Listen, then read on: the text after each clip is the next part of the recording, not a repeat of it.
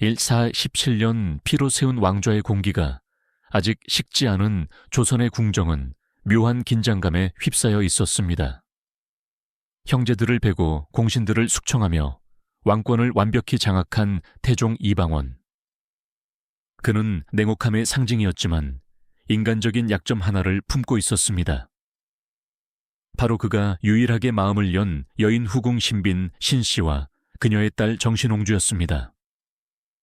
신빈 신씨는 본래 정비 원경왕후의 나인 출신이었으나 태종의 지극한 총애를 받으며 후궁 중 최고 지위에 오른 인물이었습니다.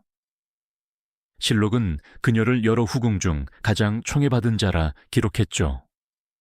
그러나 사랑이 깊은 만큼 불안도 따랐습니다. 태종은 자신이 피로 세운 왕조의 안정이 그 여인과 딸의 운명 위에 놓여 있음을 어렴풋이 느끼고 있었습니다. 정신홍주는 그가 유일하게 미소를 보였던 딸이었습니다. 딸의 혼사 문제만큼은 태종이 직접 나서 가장 어질고 성품이 고든 사위를 찾아야 한다고 했습니다. 하지만 문제는 신빈 신씨의 출신이 나인이라는 점이었습니다. 조선 건국 초기는 아직 왕실의 권위가 확립되지 않은 과도기였습니다. 왕의 자녀라도 정비의 소생이 아니라면, 특히 후궁의 딸이라면 명문가 집안에서 쉽게 받아들이지 않았죠. 귀족들의 자존심은 고려시대의 잔향처럼 여전히 강했습니다. 왕의 권위보다 가문의 체면이 우선이었던 시절이었습니다. 태종은 그런 시대의 모순을 누구보다 잘 알고 있었습니다. 그에게 딸의 혼사는 단순한 가정사가 아니라 왕권의 시험대였습니다. 명문가가 감히 왕실의 혼담을 거절한다면 그것은 왕의 체면이 아니라 왕권 자체의 도전을 의미했기 때문입니다. 그러나 한편으로 그는 딸이 사랑받는 여인으로 살아가길 바랐습니다. 권력의 냉기 속에서도 한 아버지로서의 따뜻한 마음이 스며 있었습니다. 아이러니하게도 바로 그 부성애가 왕으로서의 냉혹한 결단을 불러오게 될 줄 그는 아직 몰랐습니다. 한 사람의 딸을 위한 혼담이 조선 왕조의 정치사에 깊은 균열을 남길 비극의 서막이 될 것임을 누구도 예감하지 못한 채였습니다. 태종은 결심했습니다. 왕실의 권위를 손상시키지 않으면서도 딸을 진심으로 아껴줄 인물을 찾아야 한다고요. 그는 궁중에서 신뢰받던 점쟁이 지화를 불러 명했습니다. 사주가 좋고 문벌이 높으며 성품이 고든 사내를 찾아라. 왕의 명은 곧 하늘의 명령이었습니다. 지화는 사주첩을 품고 조선 팔도를 누비기 시작했습니다. 그는 명문가마다 들러 가문의 내력을 물었고 젊은 남자들의 사주를 하나하나 확인했습니다. 그렇게 수많은 집을 돌던 중 강원도 춘천 출신의 한 집이 눈에 들어왔습니다. 그곳의 주인 이름은 이속. 과거 춘천 군수를 지낸 전직 관리로 가문은 오래된 양반가였고 학식과 명성 또한 출중했습니다. 지화는 속으로 중얼거렸죠. 이 집이라면 완벽하겠군. 왕의 혼담 상대 신빈의 딸 정신홍주와 어울릴 만한 명문가. 그러나 이 선택이 한 가문의 몰락을 불러올 줄은 그조차 몰랐습니다. 그날 이속의 집에서는 바둑판 위의 돌들이 조용히 부딪히고 있었습니다. 흰 돌 하나, 검은 돌 하나, 그는 손님과 바둑을 두며 세상사에 무심했습니다. 하인이 급히 들어와 말했습니다. 도련님, 왕실의 사람이 왔습니다. 그러나 이속은 눈을 들지 않았습니다.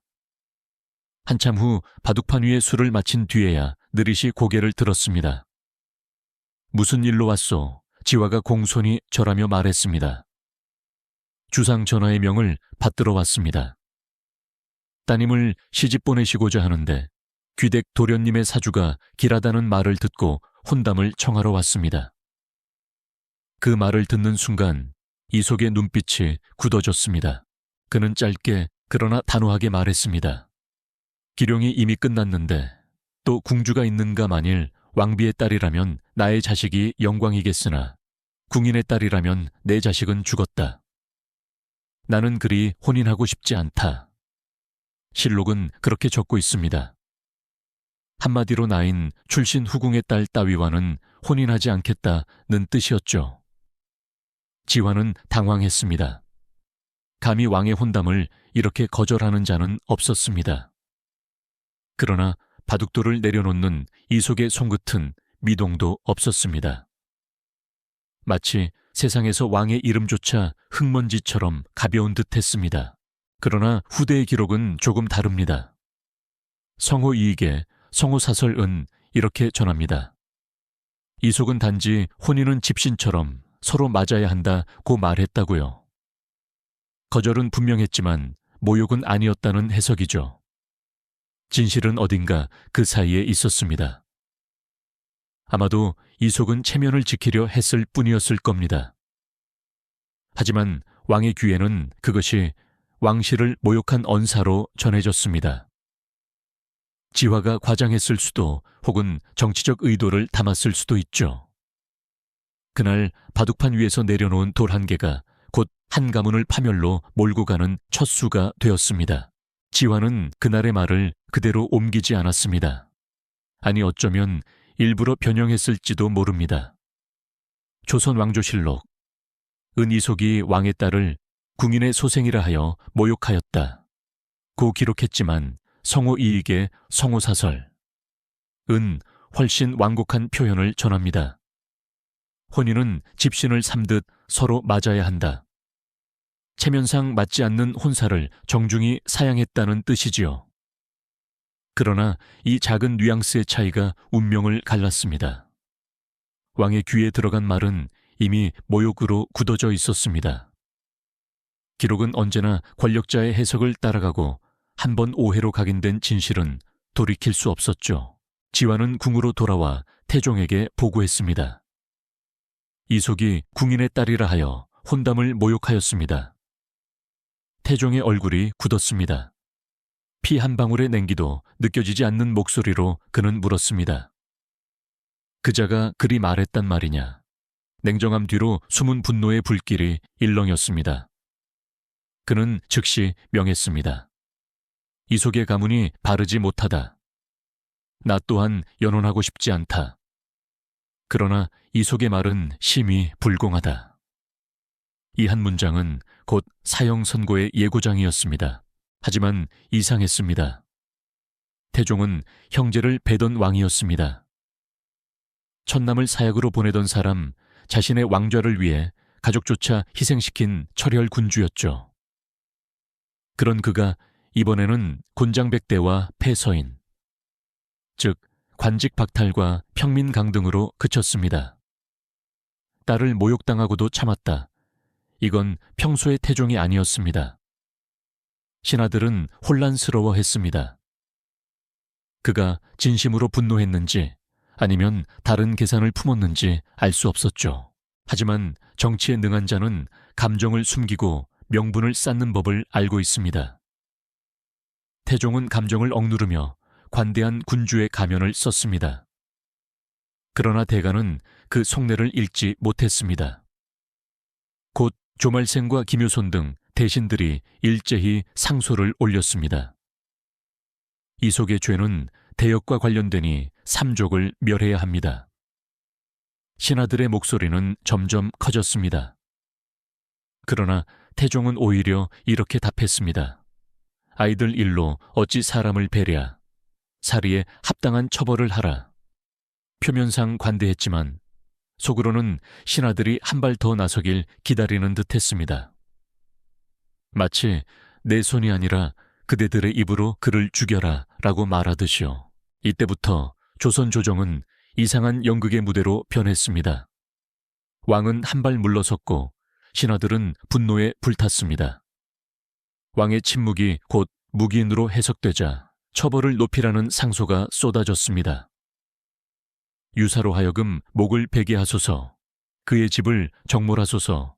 목소리는 점점 커지고 태종은 마치 어쩔 수 없는 듯 고개를 끄덕였습니다. 하지만 그것은 철저히 계산된 반응이었습니다. 권력의 바둑판 위에서 태종은 이미 다음 수를 그리고 있었던 것입니다.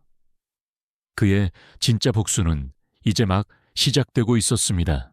태종은 분노를 감춘 채 관대한 척 연기했습니다.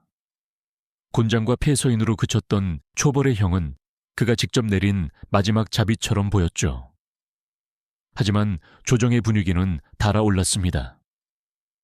사헌부와 사간원 그리고 대간의 목소리가 한데 모였습니다. 이속의 불경은 대역죄에 해당합니다. 감히 왕의 따님을 모욕한 자를 어찌 살려두겠습니까? 조정의 바닥에는 공포와 의심이 뒤섞인 파문이 일었습니다. 모두가 알고 있었습니다. 왕이 직접 분노를 드러내지 않는다는 건 그 분노가 아직 끝나지 않았다는 뜻이라는 걸요. 그러나 태종은 그들의 청을 곧바로 받아들이지 않았습니다. 그는 손으로 어좌의 난간을 가볍게 두드리며 말했다고 합니다. 아이들의 혼사일로 사람을 베는 건 내가 하고자 하는 일이 아니다. 목소리는 부드러웠으나 그 안에는 묘한 긴장감이 감돌았습니다. 신하들은 잠시 물러섰지만 그 관대함이 진심이라 믿는 이는 없었습니다. 오히려 그 말이 아직 기회가 있다는 신호로 들렸을지도 모릅니다. 그 후에도 상소는 멈추지 않았습니다.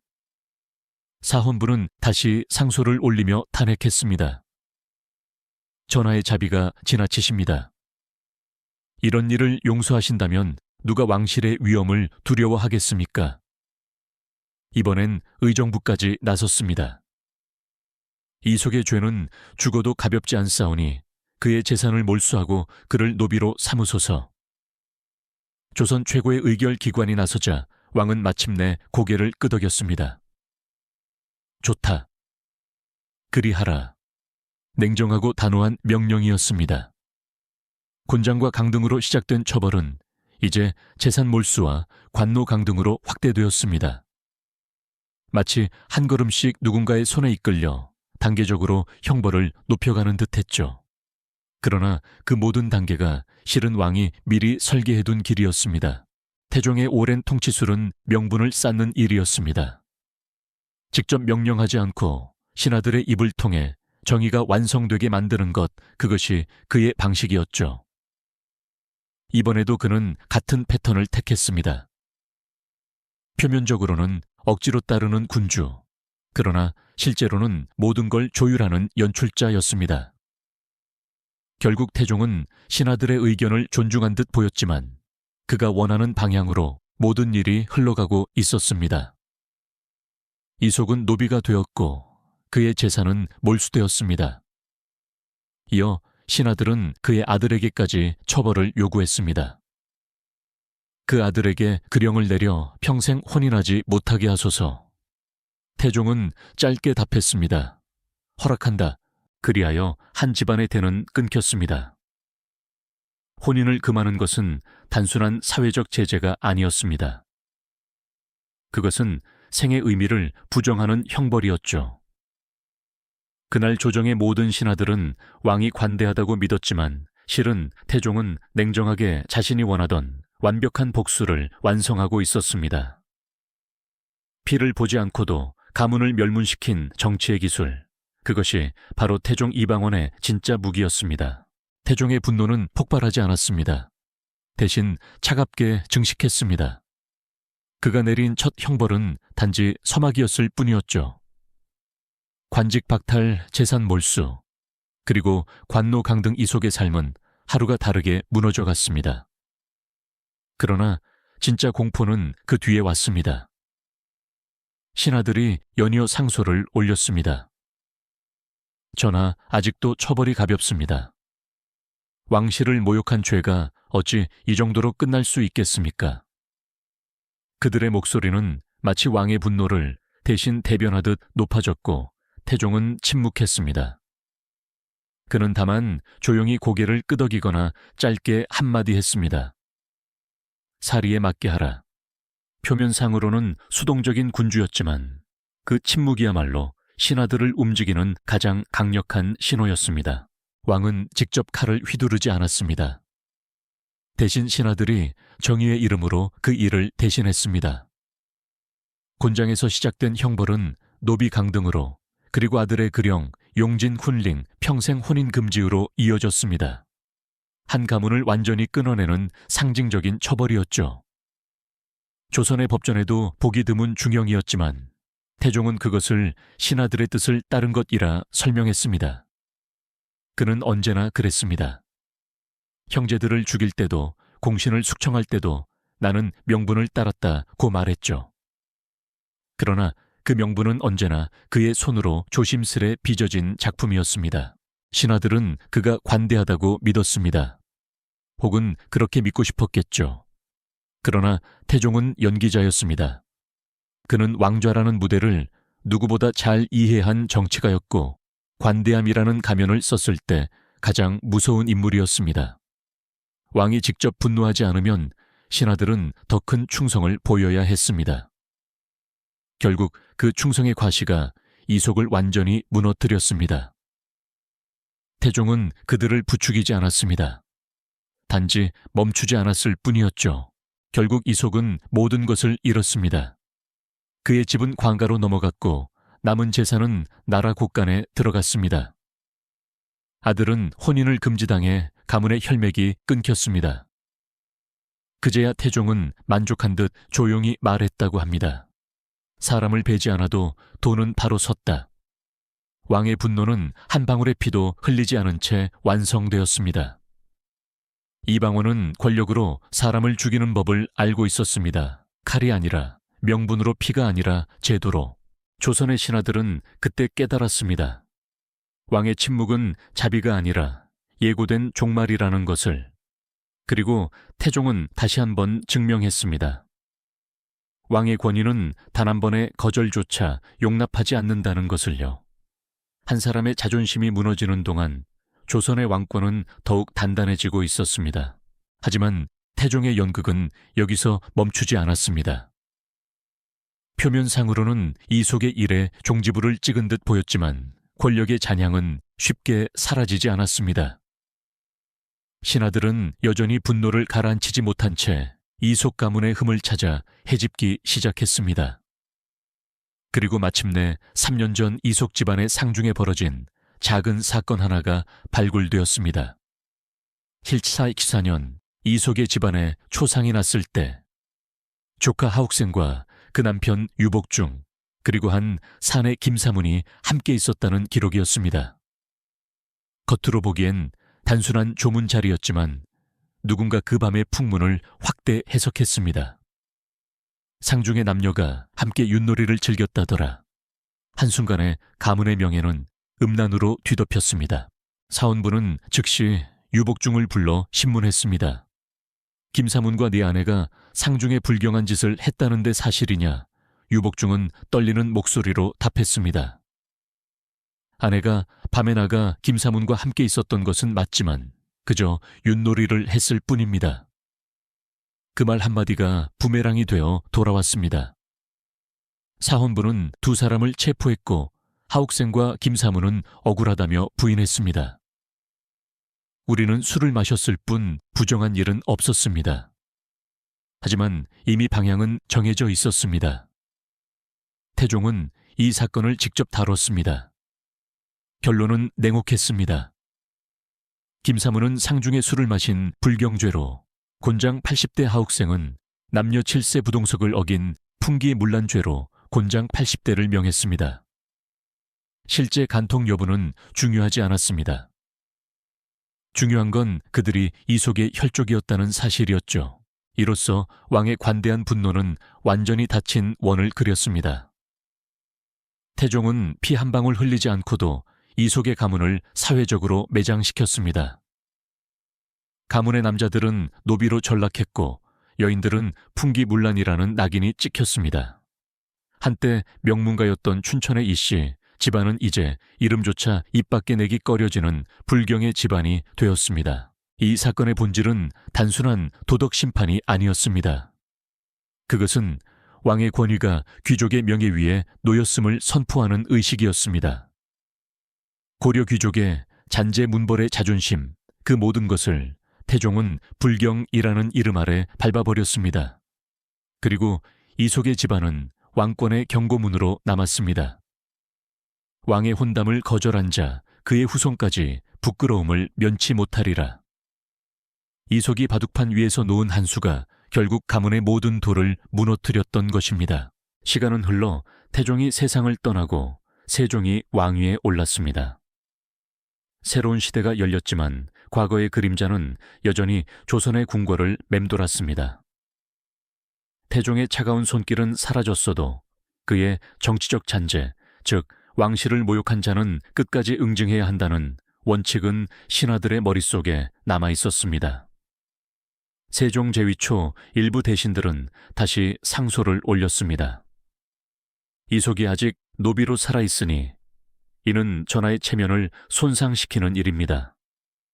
반드시 죽여 왕실의 위엄을 세워야 합니다. 그들의 말투에는 태종시대의 공포가 여전히 배어 있었습니다. 하지만 세종은 달랐습니다. 그는 아버지와 같은 냉혹한 정치가가 아니라 이성의 군주였습니다. 세종은 그 상소를 읽고 한참 동안 침묵한 뒤 조용히 말했다고 전해집니다. 이미 아버지께서 정하신 일이다. 죽이는 것은 도리가 아니다. 그 한마디로 이속의 목숨은 지켜졌습니다. 왕이 바뀌었어도 이속은 여전히 노비 신분으로 살아야 했습니다. 그러나 그것은 죽지 못해 사는 생존이었죠. 재산도 지위도 명예도 모두 잃은 채 살아남는 것 그 자체가 태종이 남긴 가장 잔인한 형벌이었습니다. 그의 아들 역시 평생 혼인을 금지당한 채로 살았습니다. 집안의 대가 끊기고 이름은 족보에서 사라졌습니다. 그러나 세월이 지나며 조정의 관심이 옅어지고 정치의 물결이 다른 방향으로 흘러가자 그령 혼인 금지령은 조용히 풀렸다고 합니다.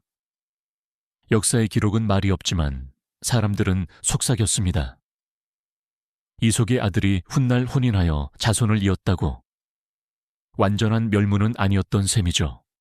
하지만 그 후손들은 결코 권력의 중심으로 돌아오지 못했습니다.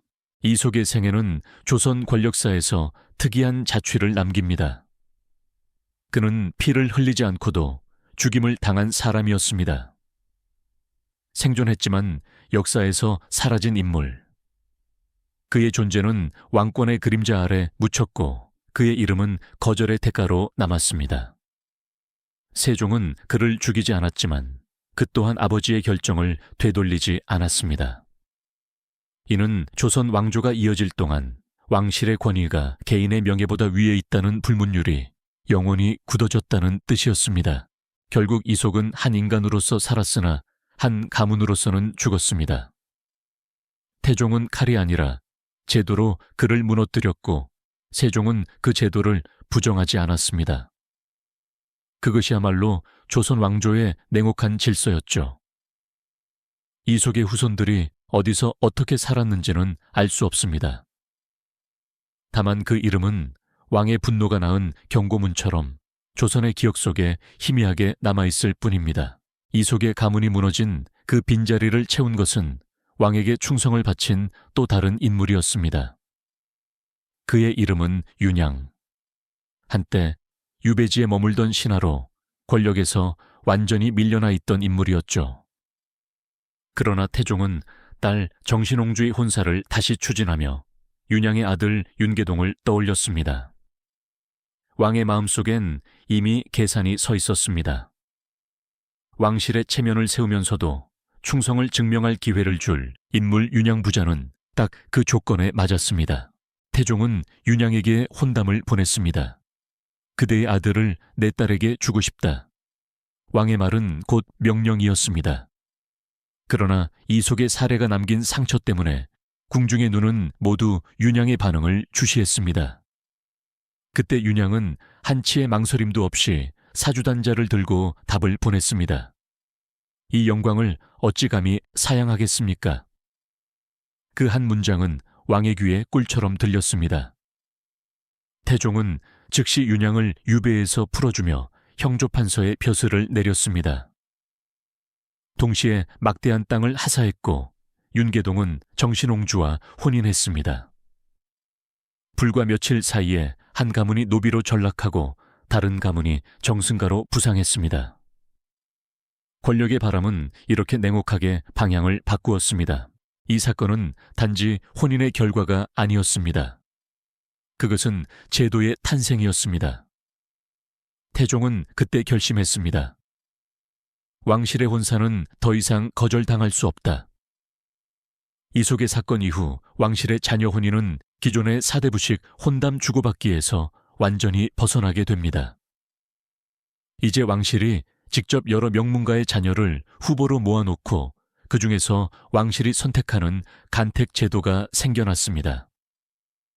다시 말해 선택은 오직 왕실의 몫이 되었고 사대부 가문은 그저 선택받는 대상으로 전락했습니다. 그들에게는 이제 거절이라는 단어조차 존재하지 않았죠. 윤양과 이속 두 사람의 운명은 그렇게 극명하게 갈렸습니다. 한 사람은 왕의 권위에 도전한 대가로 멸문했고 다른 한 사람은 충성의 상징으로 부귀를 얻었습니다. 하지만 그 차이는 단 한마디 받들겠나이다와 거절하겠소 사이에 있었을 뿐이었습니다. 조선의 역사는 그 두 문장을 나란히 새겨놓고 왕권의 무게를 증명했습니다. 왕실의 혼담이란 결코 사적인 인연이 아니라 왕이 권력으로 내미는 손의 방향이었기 때문이죠. 이속은 패배했고 윤양은 선택받았습니다. 그러나 그 선택은 단순한 운이 아니었습니다. 그것은 조선이라는 체제가 정해놓은 권력의 질서왕의 손아귀에서 벗어날 수 없는 운명이었습니다. 그리고 그날 이후 누구도 왕실의 혼담을 감히 거절하지 않았습니다. 태종은 비로소 그가 원했던 세상을 완성했습니다. 피로 세운 왕조를 이제는 제도로 굳혀버린 것입니다. 이속의 이야기는 표면적으로 한 명문가의 오만이 부른 자멸처럼 보이지만 그 이면에는 조선 초왕권과 문벌 귀족 사이에 치열한 힘겨루기가 자리하고 있었습니다. 고려에서 조선으로 넘어오던 과도기 왕은 아직 절대적 존재가 아니었고 귀족들은 여전히 가문의 격을 내세웠습니다. 그들에게 왕의 혼담이라도 후궁 소생의 딸과의 인연은 체면을 깎는 일이었죠. 이속의 거절은 개인의 오만이 아니라 옛 질서에 남은 마지막 자존심의 발로였습니다. 그러나 태종은 그 자존심이 왕권을 위협하는 씨앗이라 판단했습니다. 그래서 그는 혼담 거절은 곧 반역이라는 공식을 만들었죠. 이속 사건은 단순한 개인의 비극이 아니라 왕권이 귀족의 자존심을 완전히 꺾어버린 상징적 전환점이었습니다. 이 사건 이후 조선의 결혼 제도는 돌이킬 수 없이 변했습니다. 왕실의 혼사는 간택이라는 절차로 제도화되며 선택의 주체가 완전히 왕에게로 넘어갔습니다. 선택받는다는 것은 영광이었고 거절은 곧 멸망이었죠. 왕실과 혼인한 가문은 부귀를 얻었지만 동시에 왕의 손아귀 안에서 벗어나지 못했습니다. 이속이 죽은 것은 단 한마디 거절 때문이었지만 그 한마디가 조선 사회 전체의 언어를 바꾼 셈이었습니다. 그날 이후 신하는 왕 앞에서 결코 아니오 라고 말하지 않았습니다. 그러나 아이러니하게도 이속의 비극은 태종의 정치적 완성의 순간이기도 했습니다. 그는 더 이상 칼을 휘두르지 않아도 사람들을 굴복시킬 수 있었고 권위는 피가 아닌 공포로 세워졌습니다. 피의 숙청이 끝나고 나면 남는 것은 침묵뿐이라는 걸 그는 알고 있었습니다. 침묵 속에서 백관은 왕의 의중을 읽었고 그 침묵이 곧 명령이 되었죠. 역사는 이속을 오만한 자로 기록했지만 다른 시선으로 보면 그는 시대의 희생양이었습니다. 왕과 귀족, 새로운 질서와 옛 자존심이 부딪히던 그 시절, 그는 단지 자신의 가문을 지키려 했던 한 인간이었을 뿐입니다. 그러나 왕권의 시대에 인간의 뜻은 의미가 없었습니다. 태종은 냉정하게 경고했습니다. 왕의 뜻을 거스르는 자는 그 이름마저 사라진다. 그리고 그 말은 진실이 되었습니다. 이속의 이야기는 지금도 우리에게 질문을 던집니다. 권력 앞에서 자존심을 지키는 일은 용기일까, 어리석음일까? 왕의 한마디에 운명이 뒤바뀌는 세상에서 옳고 그름은 누가 정하는 걸까? 아마 조선의 하늘 아래선 답이 정해져 있었겠죠. 권력은 영원하지 않지만 그 권력에 굴복하지 않은 이름은 오래 남습니다. 권력은 연극처럼 막을 내리지만 선택의 대가는 세대를 넘어 이어진다. 이 이야기가 마음에 드셨다면 좋아요와 구독으로 다음 역사 속 인간의 이야기를 함께 들어주세요.